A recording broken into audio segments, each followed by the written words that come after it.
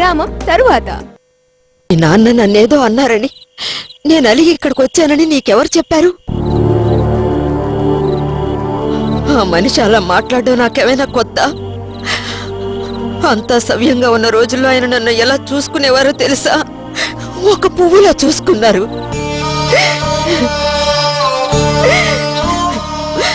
అదంతా నేను ఈ జన్మలో మర్చిపోలేను. ఈ రోజు డబ్బు లేని పరిస్థితి, పేదరికం వల్ల అసహాయత వల్ల ఆయన ఏం మాట్లాడుతున్నారో తెలియకుండా మాట్లాడుతున్నారంటే అంత మాత్రం చేత ఆయన తప్పుడు మనిషి కాదు.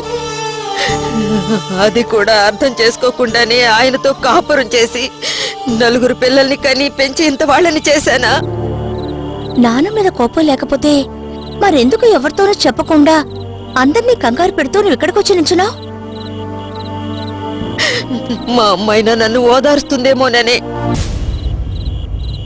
అమ్మ నిన్ను ఓదారుస్తుందేమోననా? ఏంటమ్మా నువ్వనేది?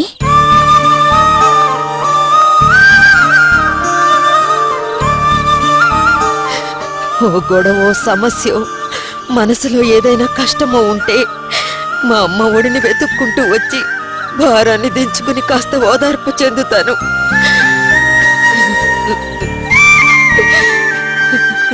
కానీ ఈరోజు నా బాధ, దుఃఖం ఇవన్నీ దించుకుని ఓదార్పు పొందడానికి మా అమ్మ ఒడి లేదు.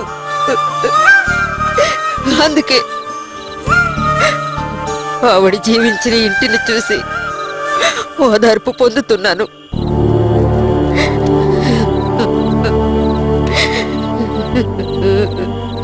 ఈ బంగ్లా వాకిట్లో నుంచి నా వేదన చెప్పుకుని ఏడిస్తే అది మా అమ్మతోనే చెప్పుకుని ఏడ్చినంత స్వాంతన, తృప్తి నాకు దక్కుతున్నాయి.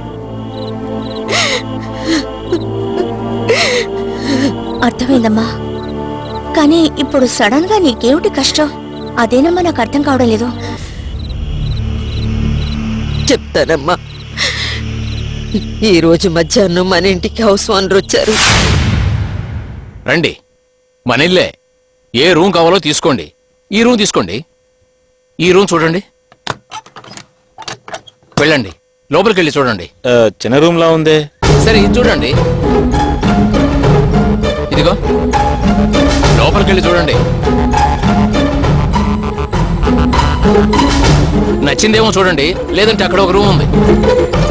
రండి. అయ్యా, ఏంటండి ఇది? కాపురం ఉంటున్న ఇంట్లోకి మీరు ఎవరెవరినో తీసుకొచ్చి గదులు చూపిస్తున్నారు. ఉండడానికి రూమ్ కావాలని అడిగారు పిల్లలు, చూపిస్తున్నాను. ఏంటండి మీరనేది? సార్, ఆ రెండో రూమ్ ఓకే, బాత్రూమ్, టాయిలెట్ అవి కామనే, ఎప్పుడైనా యూజ్ చేసుకోవచ్చు. మరి నీళ్లు? నూతి నీళ్లు స్నానానికి, వాషింగ్ కి ఉన్నాయి. ఇంట్లోనే మంచినీళ్లకి బోరింగ్ పంపు కూడా ఉంది. ఈ ఇంట్లో 24 గంటలు నీళ్లు వస్తాయ్యా, కావలసినప్పుడు ఎన్నైనా తీసుకోవచ్చు. అయ్యా, ఇల్లు ఖాళీ చేస్తున్నామని మేము మీతో చెప్పలేదే. ఎందుకు అనవసరంగా ఎవరెవరినో తీసుకొచ్చారు? మీరేం భయపడకండమ్మా, మిమ్మల్ని నేను ఖాళీ చేయమని చెప్పను. మీరందరూ కూడా ఈ ఇంట్లోనే ఉండొచ్చు. కుర్రాళ్ళకు మాత్రం ఆ రూమ్ ఖాళీ చేసేవండి. వీళ్ళకి మీద ఇక్కడే ఉంటారు. ఏంటండి ఇది? అన్యాయంగా ఉంది.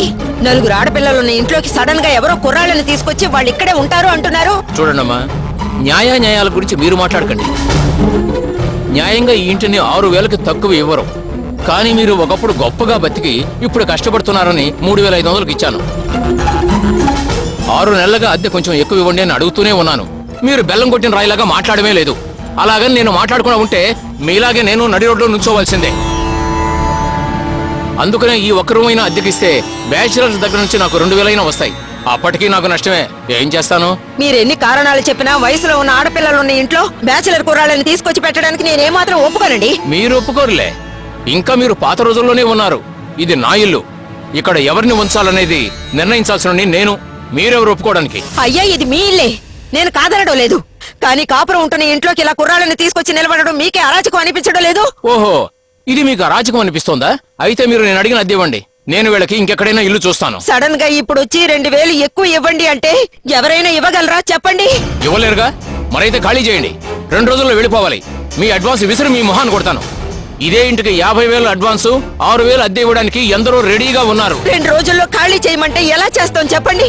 ఎందుకు ఇలా మానవత్వమే లేకుండా నడుచుకుంటున్నారు? చూడండి, మీలాంటి అద్దె సరిగా ఇవ్వని పార్టీలందరికీ నేను మానవత్వం చూపించాల్సిన అవసరమే లేదు. బాబు, ఓ వారం వెయిట్ చేయండి, ఆలోగా మంచి సమాధానం చెప్తారు. రండి.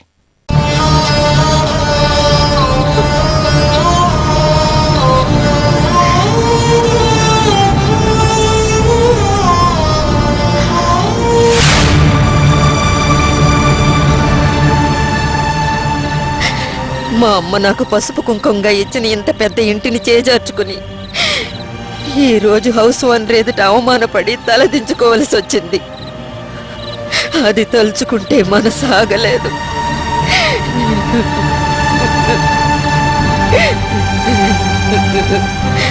మిగతా ఆస్తులన్నీ మన చెయ్యి జారిపోవడం గురించి తలుచుకుని కూడా నేను బాధపడడం లేదు.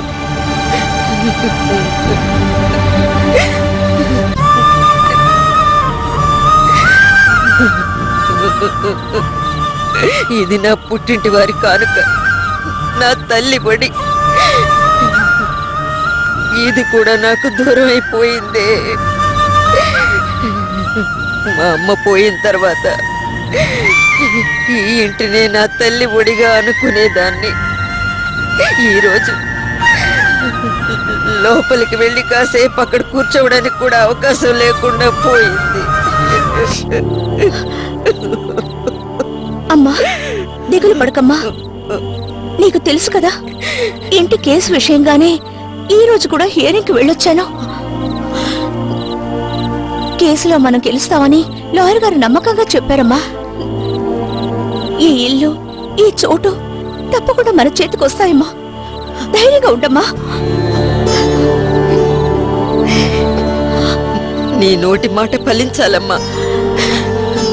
దూరమైన జీవితం మళ్ళీ మనకి దక్కాలి. దక్కుతుందమ్మా, తప్పకుండా దక్కుతుంది. తప్పకుండా ఈ ఇంటికి నేను యజమానురాలుగాను, అన్నమయ్య స్వీట్స్ కి నాన్నని యజమానిగాను చేసి తీర్తాను. అంతవరకు నాకు విశ్రాంతి లేదమ్మా.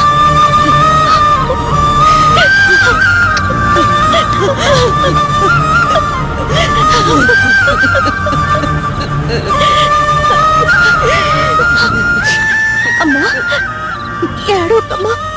నాన్న చెల్లెళ్ళు అందరూ నువ్వు కనిపించడం లేదని చాలా కంగారు పడుతున్నారు. రా అమ్మా, ఇంటికి వెళదాం.